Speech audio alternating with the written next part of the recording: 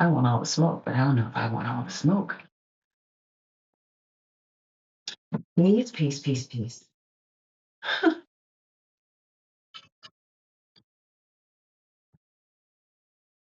Peace and greetings. And I want to start like I should start, most times that I don't, which is to say that if anything that's being shared here is of help to you, is inspirational to you, that you feel would be of help to someone else, please don't hesitate to share it. Please don't hesitate to comment, to like, subscribe, all of those good things.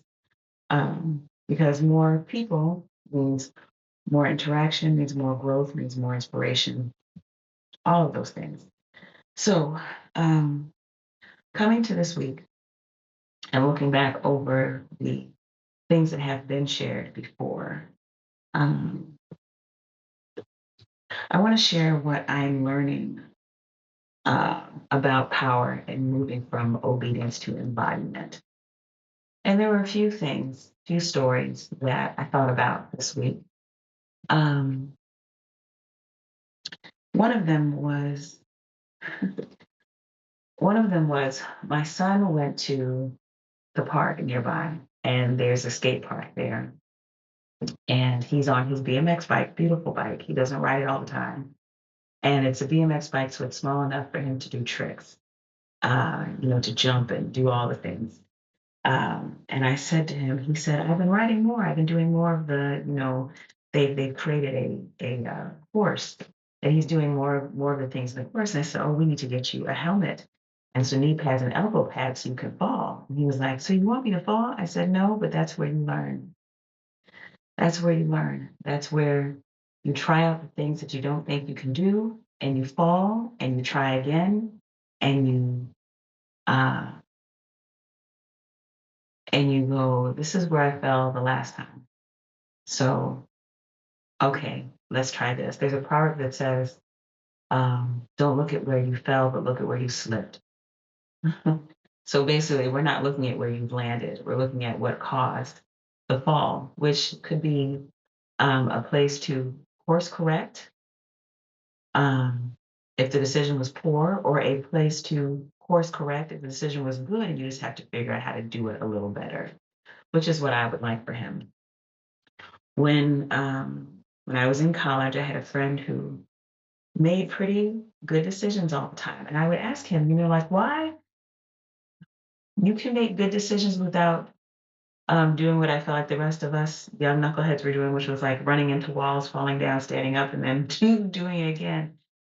Um, and what he said was, I don't think I need to run into everything to figure it out. So he would watch um, different behaviors that didn't seem to work out well. And then he would choose another path, or choose another way to go. But as he got older, he did have to run into some walls of his own because some of the things that is necessary for us to really learn and really get in our bones, we have to learn because we ran into it, because we tripped over it, because we burned ourselves and now we know the stove is hot, or we drank something, we're like, "Ugh, that's disgusting." There's a certain knowing that you can only know when you have walked it yourself.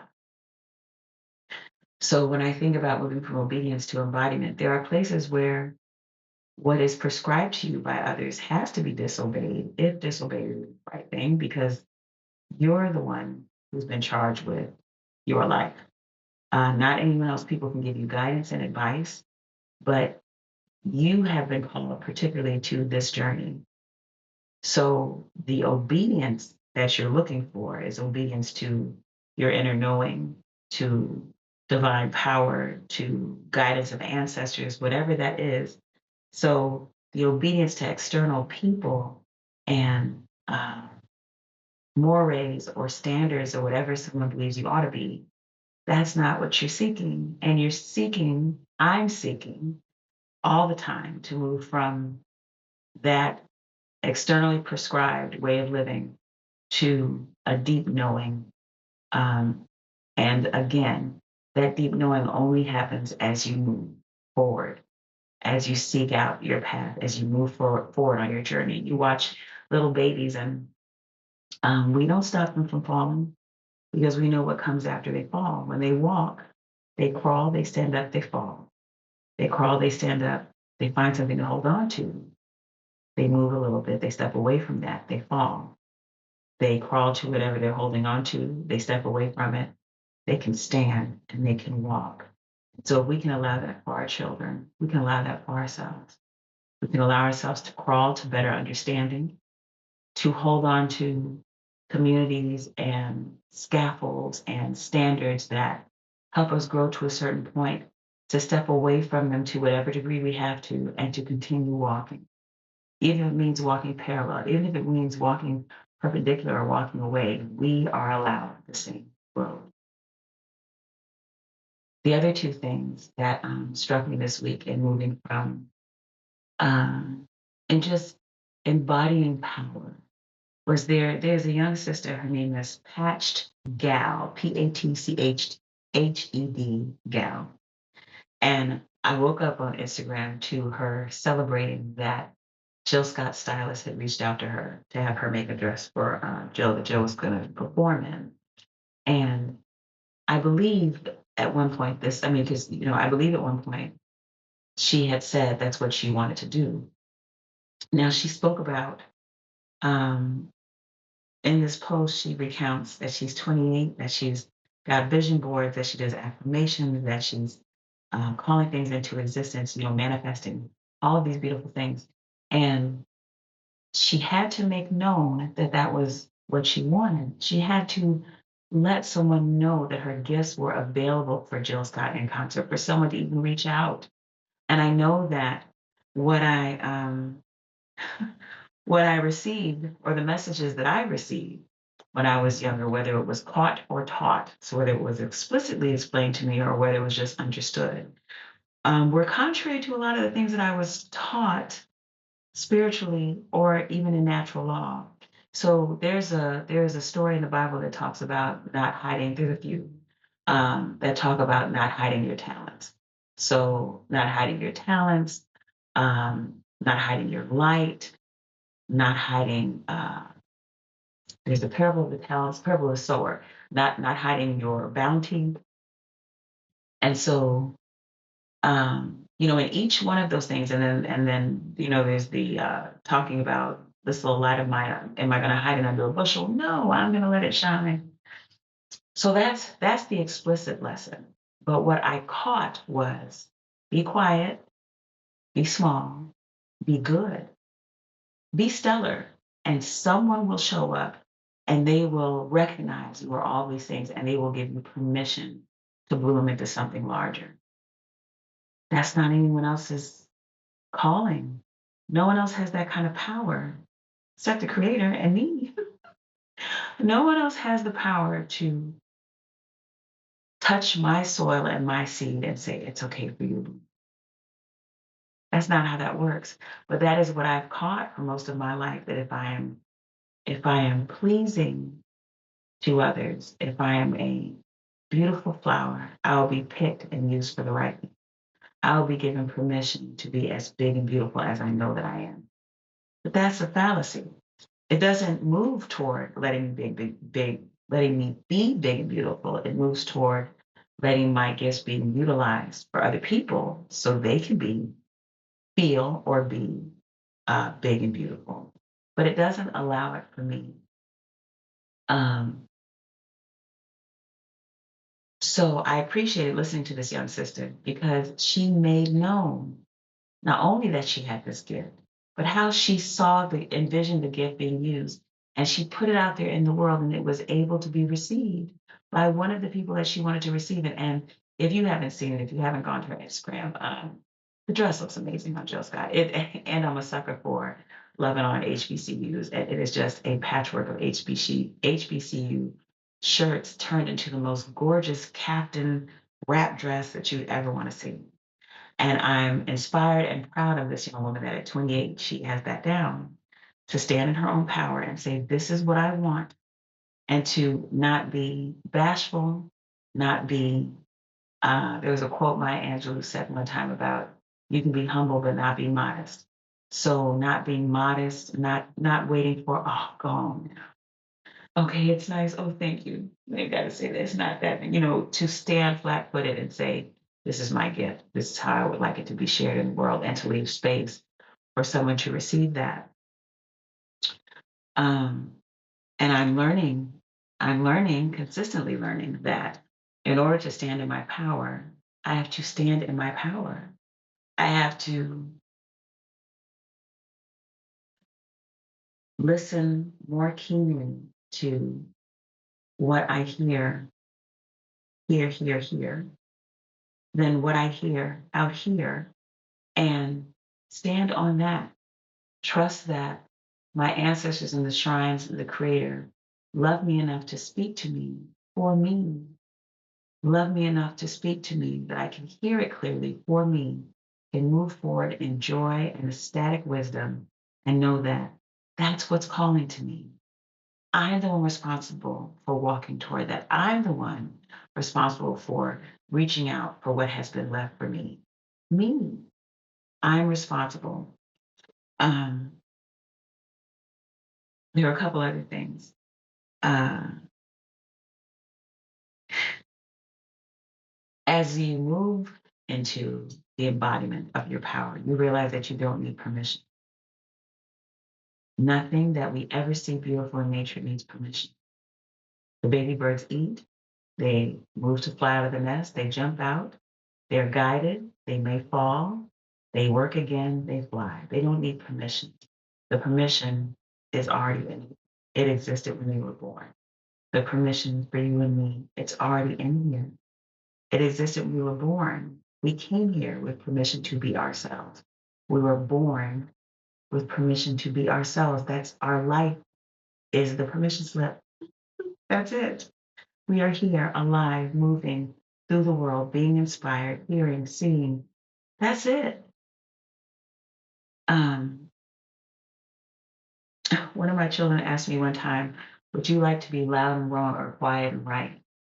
And I said, quiet, because we live in a world where people are quick to talk, quick to be seen, quick to say. Um, and I don't, not to be right, to be like, nah, nah, nah, nah, I'm right, but to be aligned, to be in the right place, to be where I need to be. I'd rather be quieter. And true power, embodied truth, is quieter, but it's stronger. People who are carrying around who are living their embodied truth don't need to tell people all the time. They don't need to let you know, I am who I say I am. Not all the time. They're doing it. They're showing you that they are who they are.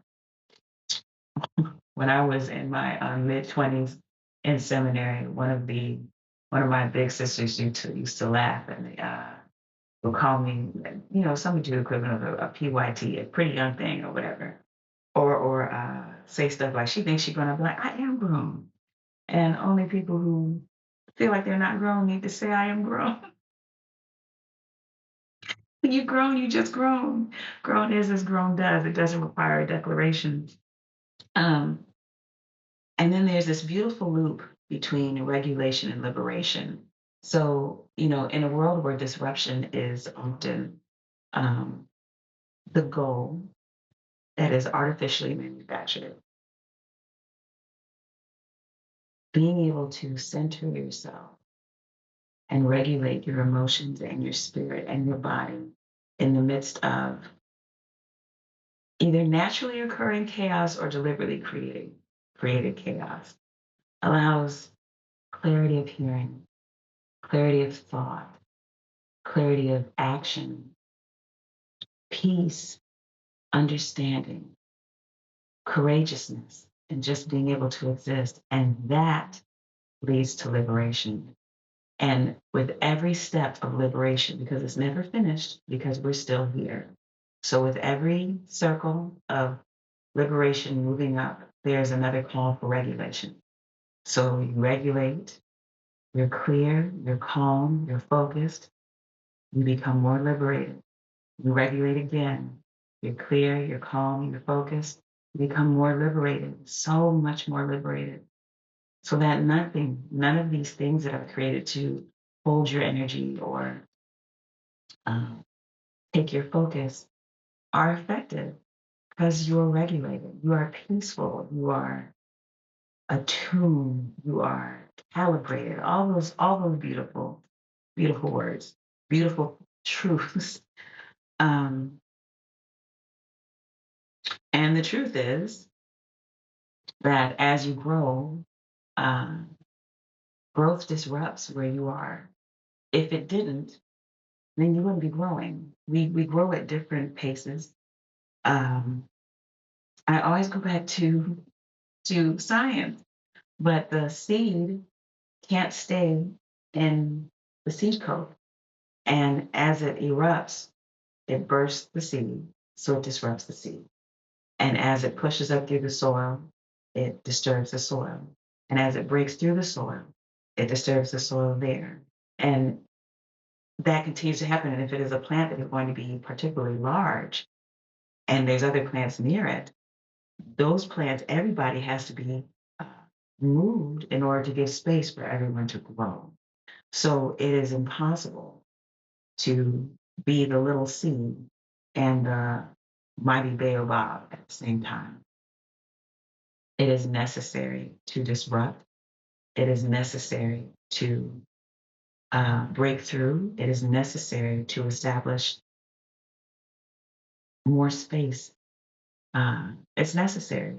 So when disruptions happen in life that appear to be disruptions, but they're actually just growth because more space has to be carved out as you grow and you need more light, uh, more water, that your biome, your environment has to expand, which means more community, different community, new people show up in community because what fed you before no longer feeds you now. What sustained you before is no longer sustaining. The places that felt safe are now constricting. And what you're calling out for requires a larger space or a different space, different food. So that's what we're looking at this week. It's that there's always more than one way to look at something. And it takes time to be able to settle in. And we have all these beautiful teachings and elders and um, ways to interpret. But that's what we'll be looking at this week is moving from obedience to embodiment and what I am learning about power. So this is Reverend Okomfo Mwalimu Yogi Sister Mama Adi saying peace. I hope you get some sunlight, some water, some nutrients, and I hope you are expanding so large that the